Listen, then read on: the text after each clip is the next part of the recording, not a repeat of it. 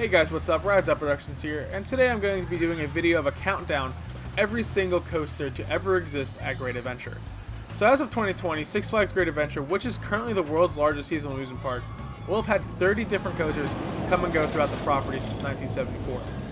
Now granted, that number is including each side of a racing coaster, which Great Adventure has had 3, but that's still even a hefty amount without counting both sides. Obviously I haven't ridden a lot of these since they were either taken out before I was born or tall enough. So a lot of this is just basing on POVs, photos, and, similar models, either riding them or other people's opinions. Also, the idea from this video came from airtimethrills after he did the same video for his home park, which is Magic Mountain. So go check it out. I'll leave the link in the description. Also, a huge thanks goes to greatadventurehistory.com because without them, a lot of pictures would not be easily available. It's an awesome website, and I definitely recommend checking it out, even if you're not a history buff. It's got a lot of cool info on it. So once again, all links will be in the description below. Starting out with number 30, we have Roadrunner Railway, a Zamperla family gravity coaster. Opened in 1999, closed in 2019.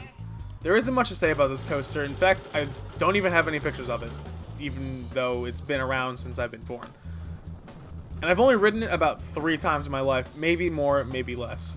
The coaster was removed for upcoming Jersey Devil, along with all of Looney Tunes Seaport, which is the kiddie area, which is where Jersey Devil is now sitting. The future of this ride is unknown at the moment, and it's been sitting around the property near Nitro during Holiday in the Park, but since then, the park has released no official statement, and we don't know if it's on the property still. Speculation that is going to be refurbished and then relocated to another area in the park, along with the other kids' rides, but we don't know what the future actually holds. Number 29 is Lil Thunder, a Molina & Sons kiddie coaster which operated from 1976 to 1983. This is the park's former kiddie coaster before Roadrunner, even though there was a pretty large gap in between them. There's really not much to say about this one. It was just a standard oval layout, and really the only reason I put it above Roadrunner is because it had a unique name, and it was probably a lot smoother. At number 20 is Shockwave, an Intamin stand-up coaster which operated from 1990 to 1992. Yep, only 2 years. This ride fell into the infamous Six Flags ride rotation program and was originally built at Six Flags Magic Mountain in California. Then it went to Great Adventure, and then it ended its operational life at Astroworld and was eventually scrapped after being in storage at Six Flags Darien Lake.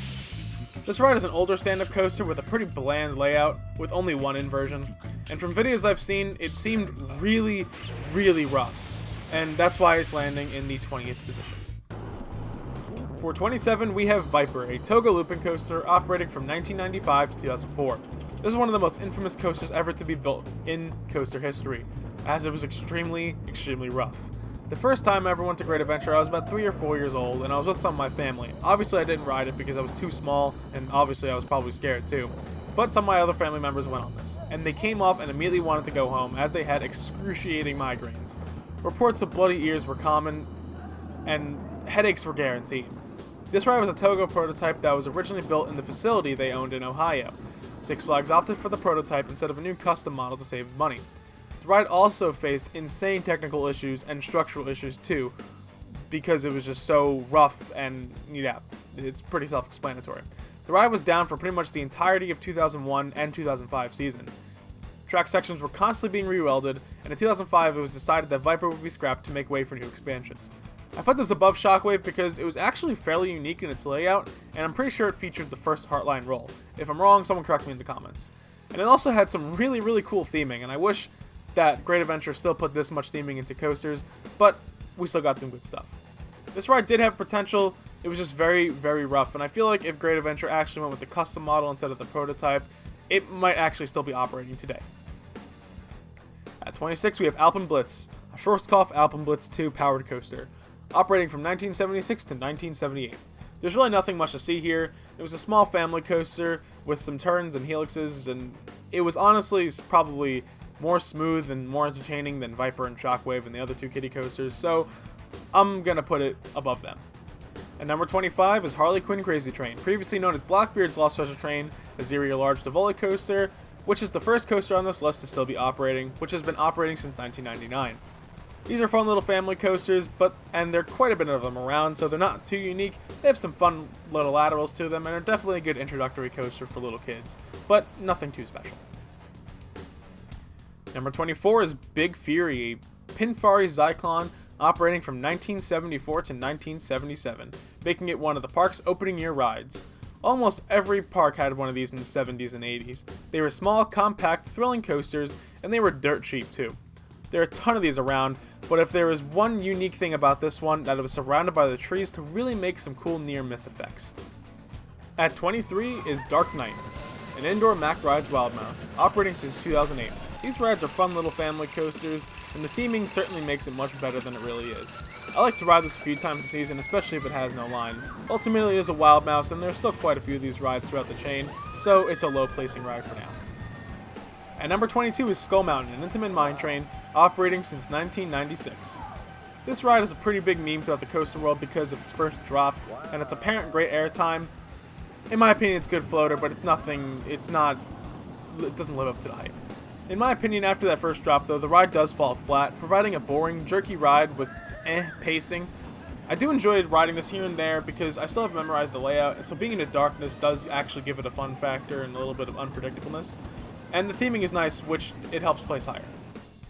At 21, we have Wild Rider, a Schwarzkopf Wildcat, replacing Big Fury and operating from 1978 to 1981. I have yet to ride a Schwarzkopf Wildcat yet, but I do hope to soon. From what I've heard, they're actually really fun little family thrill coasters, and they're pretty nice and smooth. Just like a Zyklon, every park had one of these pretty much, even Cedar Point did. If it was still at the park today, I feel like it would actually get some decent ridership, and from what I've heard, these are really good rides, so it'll land at the 21 spot.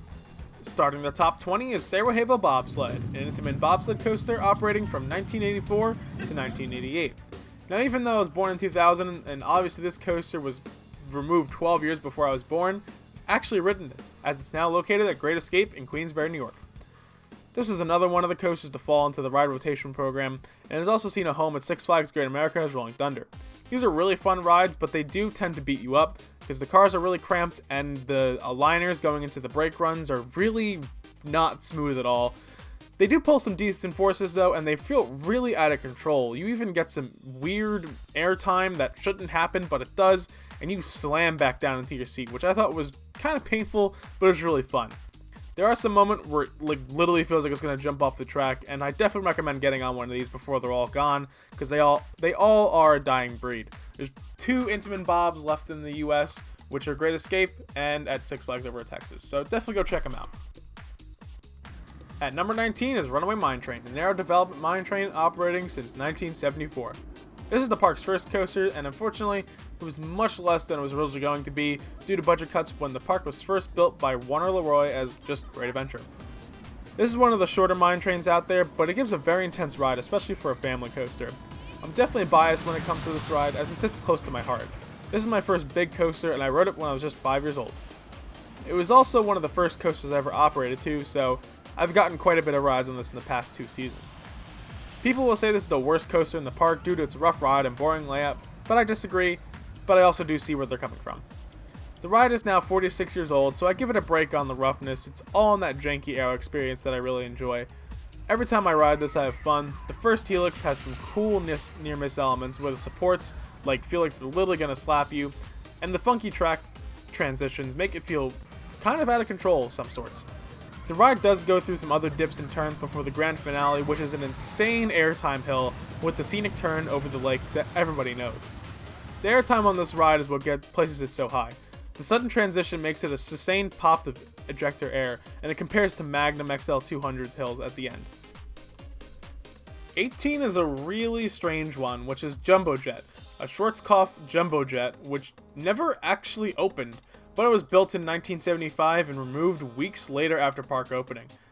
There's very, very little info about this ride, and it apparently only operated, if it even did operate, only a few times with no riders, and if there were riders, it was employees. And that's really the only accounts of this ride. There are still Jumbo Jets around today, and they are critically acclaimed coasters, providing a fun, forceful ride. I have yet to ride one of these, but I hope to in the future. And since there is no info about this ride, it is apparent that it was sold back to whoever the original owner was, and they have sold it, and it is apparently still operating today somewhere, but nobody knows where or if it actually is or not. But still a little fun part of history, and definitely an interesting pick. Coming in at number 17 is Rolling Thunder's A-side, and 16 is Rolling Thunder's B-side, a William Cobb twin racing coaster operating from 1979 to 2013. I'm counting down the credits for this list, so I'm counting the two sides as different coasters. And they did have slightly different layouts, so, you know, might as well rank them. I always enjoyed the B-side just a little more as it ran smoother. I remember it giving a tad bit of floater, while the A-side ran really rough and had some really jarring transitions. This ride is sorely missed by longtime guests, including myself. The ride was replaced by the Q line for Zumanjaro Drop of Doom, which is the world's tallest drop tower attached to Kingda. While Zumanjaro is an awesome ride, I'd rather have these coasters at the park still instead of just a Q line. They were a nice in-between ride for the kids too scared to go on the bigger coasters. It was tame, but it did have the height and speed of a bigger coaster, so it was definitely a good transition ride. Also, not to mention, the racing factor was an absolute blast, and it was still one of my favorite things about the ride. For 15 and 14, we have the Lightning Loops coasters, 2 Aero Shuttle Loops operating from 1978 to 1992. This ride has quite the history at the park, and it's actually still talked about to this day by longtime park goers. The lower loop still does exist at Frontier City in Oklahoma, so if you want to check out, like I do, a piece of Great Adventures history, go out there. But the upper loop has unfortunately since been scrapped after being at Adventure World in Maryland, which is now Six Flags America. I have no first-hand experience riding this, but my mom does, and she explained that the ride was really intense and was one of her favorite coasters. It had really good airtime and really good positives going into the loop. Until recently, she actually thought the drop was a lot steeper than it really is once she saw a picture of it. The ride is also controversial due to the accident it had in the 80s. In result, the ride was heavily modified and only operated for one side for the rest of its time at the park, which was the lower loop. This ride is both important to the park's history and world coaster safety, as a lot of rides were modified in result of this. Operator procedures were taking place, such as three ways of dispatching, such as the 2 operator panel and the 2 buttons on the operator panel. So you have multiple people trying to dispatch and multiple hands. Also, not to mention, a lot of rides in the Six Flags chain, specifically Aero and Vekoma rides, have those big, bulky orange restraints. That's all thanks to this ride, because some lady jumped into the train pretty much as it was launching. But we're not really going to get into it, that may be another video. At 13 is Superman Ultimate Flight, a B&M flying coaster operating since 2003. Currently, this is my least favorite major coaster in the park. It has a slight rattle to it, and beyond the pretzel loop, it's kind of boring. The line is usually way longer than I'm willing to wait, and it's because it's a GP magnet since it's pretty much a gimmick of flying. So I do tend to skip it oftentimes, but it's still a solid ride and has a nice place in the lineup of Great Adventure. At 12 is the Joker, an SNS free spin operating since 2016. I've ridden this a lot more than the average person, because during the 2018 season I operated this ride during Holiday in the Park, so I had quite a bit of rides on it during morning checks. If you know how to ride these, they can actually be really fun. They may be cloned, but in my opinion they do have some serious fun factor to it and an out of control feeling, which I always really enjoy. Number 11 is Ultra Twister, America's only Togo Ultra Twister, operating from 1986 to 1989. Despite Togo's bad reputation in the United States, these Ultra Twister models were smooth, intense, and open to rave reviews. Outrageous! I recommend it to everyone here. Oh my, I'm shaking. It's great. This ride is great. Wonderful. It did exactly the same thing it did the first time. Dude, it was awesome. Started going real slow, got to the top, dropped down, then we started spinning. I was scared out of my wits, man. Got to the top, went back the same way. It was awesome. Number 1 ride in the park. Number 1. Number 1. You'll never get a better one. The ride had a near vertical drop, barrel rolls, and a backwards section with backwards barrel rolls. Unfortunately, even with its positive reviews, this ride had horrible technical issues, and Six Flags didn't like the idea of the vertical lift. In fact, Six Flags executives were taking rides on Ultra Twister when all of a sudden it broke down, and it needed to be evacuated from the lift. The process involved having one guest at a time roll out of the seat on the vertical lift, reach over a 2-foot gap into a single-person elevator, which made the evac process very dangerous and lengthy. Six Flags decided that the ride needed a 45-degree lift to fix the issue. Great Adventure didn't have the needed space for it, so they sent it off to Astroworld, where it operated until 2005. At number 10 is the world-famous Kingda, an Intamin accelerator coaster operating since 2005. When this ride opened, it was the world's tallest and fastest coaster, and it still holds the title of being the tallest to this day. This ride has two major downfalls though when you ask anybody, the restraints and the rattle. Now there is another coaster, which is Top Thrill Dragster, which is the sister coaster at Cedar Point, which does have lap bars and apparently is really smooth. But unfortunately, when I went to Cedar Point, didn't get to ride Top Thrill Dragster because it's a broken piece of shit. Anyways, the launch is incredible, along with the climb to the top. Not a big fan of the spiral drop though, and the airtime hill provides some really good airtime, but since I have really broad shoulders, sometimes it's hard to enjoy the ride more than once a day, and especially if I get stapled. It's good to ride maybe once a week if you're going to the park that often, but even then, I don't see a point to ride it that much. Maybe if the ride gets new over-the-shoulder soft restraints like I-305 or Maverick, it would be way better, but for now, it sits at number 10. Number 9 is Batman the Ride, a B&M invert operating since 1993. Batman clones are short but sweet rides. They provide a powerful layout and a tight space, and I always tend to forget about this ride whenever I'm in the park, but I always love riding it. It now sits on the plot of land that Lightning Loop sat on. At number 8 is a controversial choice. Green Lantern, a B&M stand-up coaster operating since 2011 after being relocated from Kentucky Kingdom. A lot of people say this is the worst major coaster in the park, and I used to agree, but ever since the year Holiday in the Park started, I've been getting really great rides on this. I also have a lot more rides on this than a typical person. During Holiday in the Park in 2019, I operated this ride, taking morning test rides on it pretty much every weekend. Overall, in my opinion, this ride is fairly smooth, super forceful, and has a long, twisted layout, landing it in the number 8 spot. It's here, the fastest, the tallest looping coaster on the face of this earth. At number 7 is Green Lantern's predecessor, the Great American Scream Machine, a massive aero custom looper operated from 1989 to 2010. I unfortunately never even got to ride this. In 2010 I was tall enough, but still fairly afraid of coasters. And I didn't even go to the park that year, so didn't really get a chance to ride it even if I knew it was going to be removed. The ride's reputation isn't too good also. Guests often said it was very, very rough, but after riding Anaconda at King's Dominion, Corkscrew at Cedar Point, and Steam and Demon at Great Escape, I found these rides aren't that bad. They're a little janky, but not too much headbanging, if any at all. I'm also drawing comparisons to its operating sister coaster, Viper at Magic Mountain, which people say is a really, really good ride. I really hope to get on a large aero custom looper soon before they're all gone, and unfortunately Vortex at Kings Island was just removed, which figures because I have plans to go twice in 2020.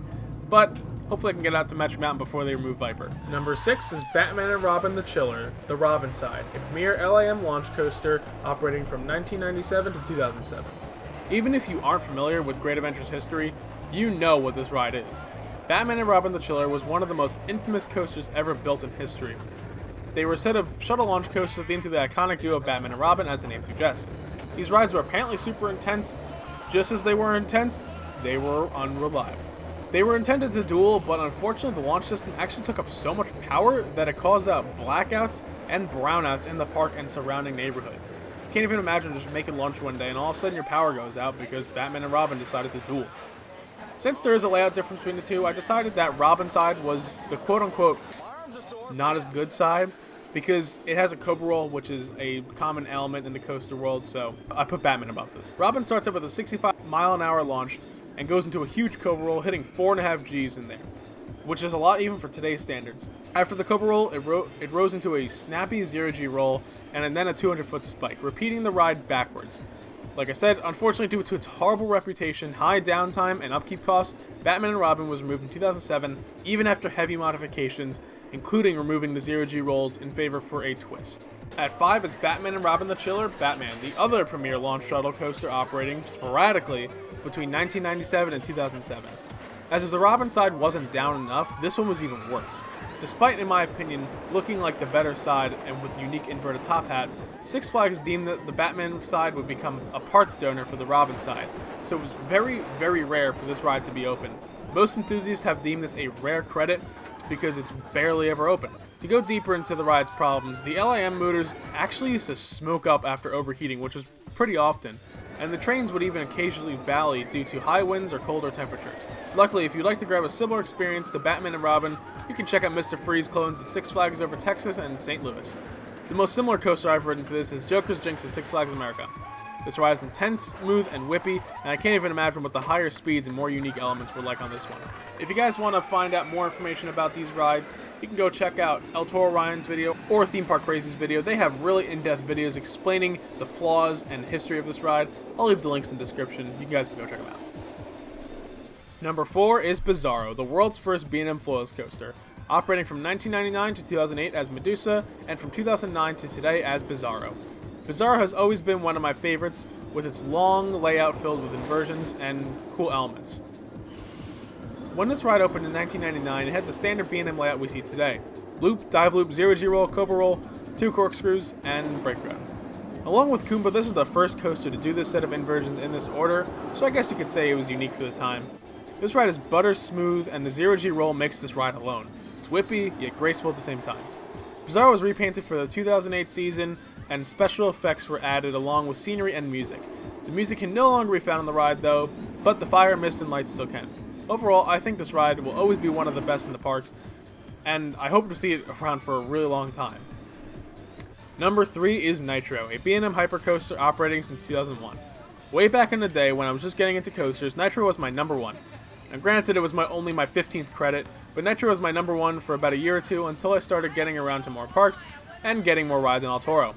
Nitro has the stats to back up the fun ride too. With the height of 230 feet and speed of 80 miles an hour, it's also one of the longest coasters Six Flags ever purchased, coming in at 5,394 feet, which is over a mile. Nitro delivers tons of great floater air and an amazing view off the lift hill, especially during sunsets.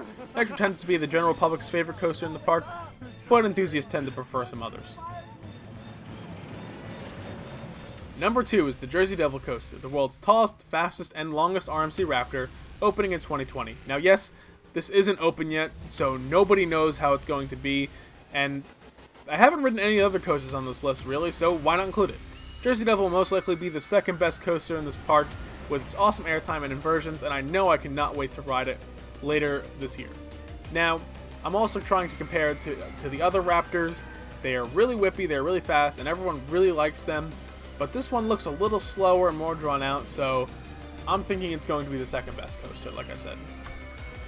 And of course, at number 1 is El Toro, an Intamin prefabricated wooden coaster operating since 2006. Does this really need any explanation? Insane drop, awesome airtime hills, and great positives, all while riding really smooth. I don't get the people who say it's really rough. Sure, it's got a bump or two here and there, but it's nothing that'll ruin the ride, and if anything, it makes it better. It gives it that wooden coaster feel. Unless Jersey Devil runs way faster than the animation shows, I have a feeling Toro will remain the best coaster in the park, but it's certainly possible that it'll be better than Toro. Thanks for watching, everybody. I hope you guys enjoyed the video, and if you did, make sure to let me know by leaving a like and comment down below of what you thought of the list. Also, I want to see what you guys would rank these coasters, so make sure to leave that list too. Make sure to subscribe if you want to see new videos coming soon, and I'll see you all in the next one.